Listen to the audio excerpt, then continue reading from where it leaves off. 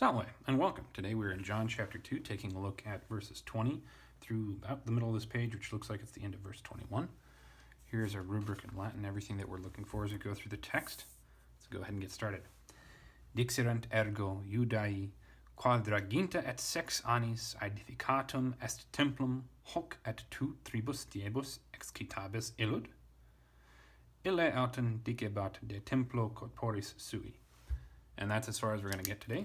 So we want to find our verb first when we're translating. Unfortunately, we have it right there.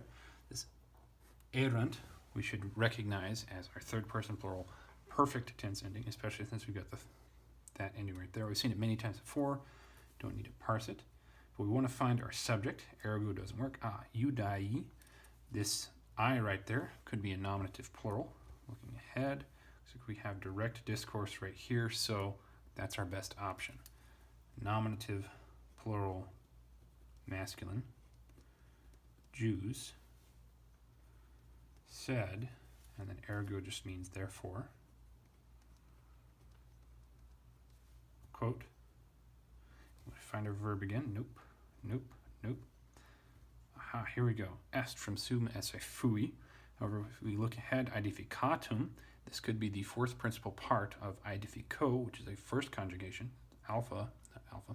The A right there should clue us into that. So with est, this would be a third person singular. There tells us neuter. Perfect. Passive indicative. Was built. Has been constructed. Leading into the next one. So now we want to find the noun that matches up with this. These two could work, except that they are plural, as they're numbers. That's really all that sets them apart from being with this one. And they don't decline, which is another problem. Anis is the wrong form, so that doesn't work.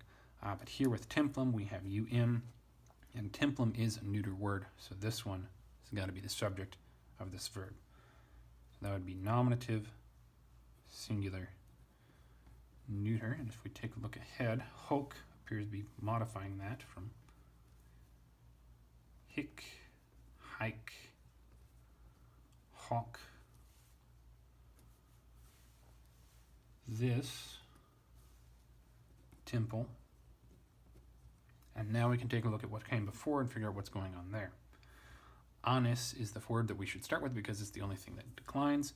This is here could be a dative or ablative plural from anus, ani. So we want to figure out, well, what functions do we need? Do we need an indirect object? This temple was built 4 years. That doesn't make much sense. So it's got to be ablative, and since this word here means years, ablative of time is what makes the most sense. So ablative, singular, masculine, years. And then we take a look at these, and now they make sense. They can modify this as 40 and 6. I would say in. There we go. This temple was built in 40 and 6 years. So far so good. Now let's move on to the rest of this sentence. And tu tribus diebus. Aha, here we go. This is our verb. Bis, which is going to be a second person plural, future, active, indicative. We've seen this one before, and it means to raise or rouse up. So this one's going to want to take a object. We're also going to want to look to see if we can find a subject. Since it's second person, that's not necessarily going to happen. However, looking ahead, or not ahead, back, we see two, and this is the nominative form of course, two. So nominative, singular, its subject is there, so they're being emphatic here. You shall raise illud from ille ela, elud, neuter there. So then that would point to here. It, or that. And then the only thing we have left is tribus diebus. These are clearly both in either the dative or the ablative. It's going to be the same issue as here. What function? You will raise that for the days, or you will raise that in the days. And time is the one that makes most sense. So ablative, plural, and feminine, I think. In 3 days. So far, so good. Taking a look ahead at verse 21, looks like we have change out of direct discourse. Dikebat, BAT is our ending. That's from bombaspat, so third person, singular, imperfect, active, indicative. If it were passive, it would be batur, yeah, that's the one.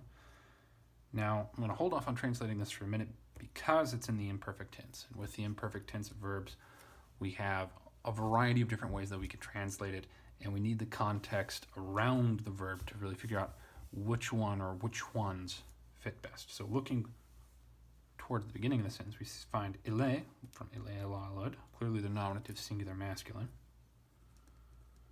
And this is our subject. That one. Look ahead, doesn't have anything to point to, so we do have to insert the word one. Autem, meaning but, or however. Verb, de, prepositional phrase. De is clearly going to take the ablative here. That's the only thing that it can take with that O. Corporis doesn't fit because corporis is a third declension. So that has to be genitive. Prepositional phrase ends right here. This means, singular and neuter, must not forget that, about temple. And then we can move on to corporis, from corpus corporis, genitive, singular, neuter, of body. And then sui, from sua, sua, suum, clearly modifying this in the same form, his own. And there we go. Now we can take a look at our verb and figure out which option makes the most sense. So we have the continuous action, was saying about temple. We have inceptive, began to say about the temple. We have habitual, used to say about the temple. We have emphatic, said about the temple. And then we have the other one whose name I cannot remember, kept saying about the temple.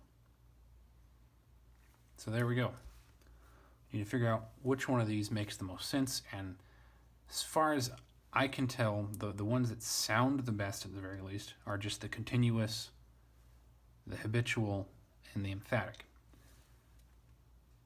But that one was speaking about the temple of his own body. And then the habitual, but that one used to speak about temple of his own body. And then the emphatic, but that one spoke about temple of his own body. Any of the three, I think, could work, and we wouldn't really be able to tell which one is intended without going and talking to John, the original writer of this, or without context from the other Gospels. And I don't remember if any of the rest of them actually have this passage. And even then, they probably use the same tense. It all depends on, is this a teaching that Jesus gave the disciples frequently or not? And we don't know, because that part of history has not been recorded for us. This is the instance we've been given and no further context. So I'm going to write down those three options and leave it open.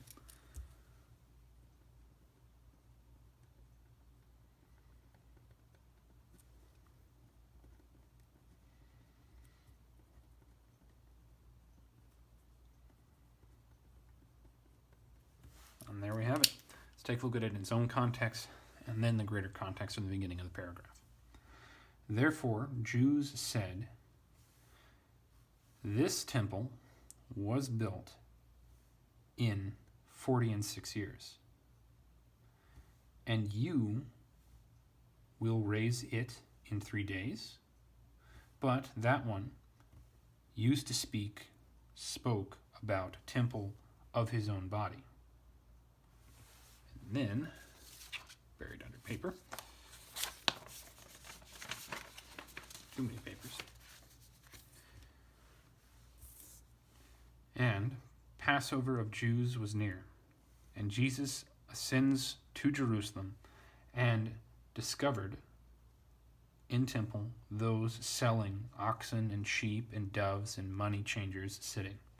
And when he had made a sort of whip from cord, he threw out all from temple, sheep also and oxen, and poured out small change of the money changers, and overturned tables. And to them who were selling doves, he said, take away those despicable things from here, and don't make home or house of my Father a house of business. Truly, his disciples remembered that it is written, zeal of your house consumes me. Consumes me. Therefore, Jews responded and said to him, what sign do you show to us that you do these things? Jesus responded and said to them, break up this temple, and in 3 days I shall raise it. Therefore, Jews said, this temple has been constructed or was built in 46 years, and you will raise it in 3 days? But that one was speaking about temple of his own body. And there we have it. Thank you very much for joining me. I hope this has been helpful for you, and I hope you have a good day. Wale. Hey, not asleep yet? That's okay. I've got tons of other equally sleep-inducing videos for you to watch. Check them out.